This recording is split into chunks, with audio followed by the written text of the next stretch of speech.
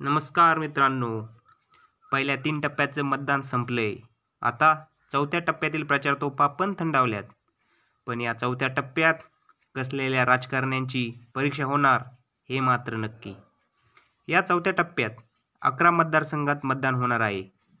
चला तर मग पाहूत या 11 मतदारसंघात कोण कुणाला जड जातंय. नमस्कार, मी नागेश तुपे आणि चला तर आपण पाहूत या 11 मतदारसंघात कुणाची हवा.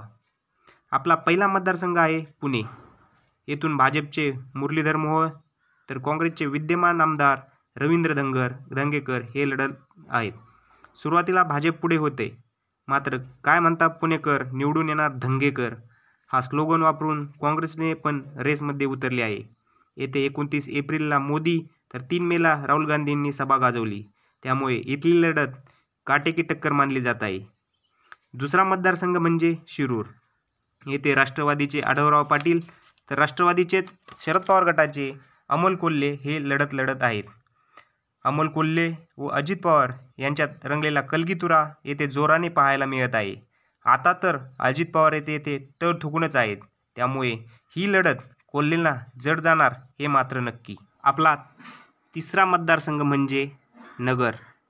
अजित पवारांना सोडून निलेश लंके शरद पवारांसोबत गेले व त्यांना उमेदवारी देऊन पवारांनी विखेंसमोर कडवं आव्हान उभे केले. येथे स्थानिक पातळीवर लंके यांना मिळणारा उत्स्फूर्त प्रतिसाद पाहता येथे कोण जिंकेल हे तर जनताच ठरवेल. मात्र लंकेंना येथे जिंकण्याचे चान्सेस तर दिसत आहेत. आता विचार करू मराठवाड्याचा. येथे मराठा फॅक्टर काम करत असल्यामुळे येथे लढती खूपच तगड्या होणार आहेत.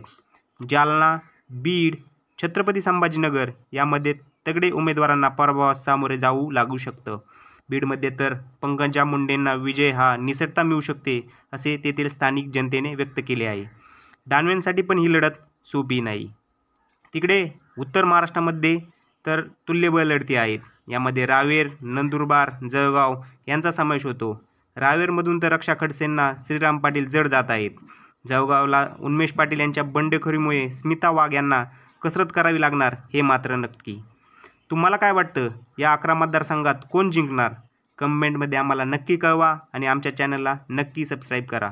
थँक्यू. जय हिंद.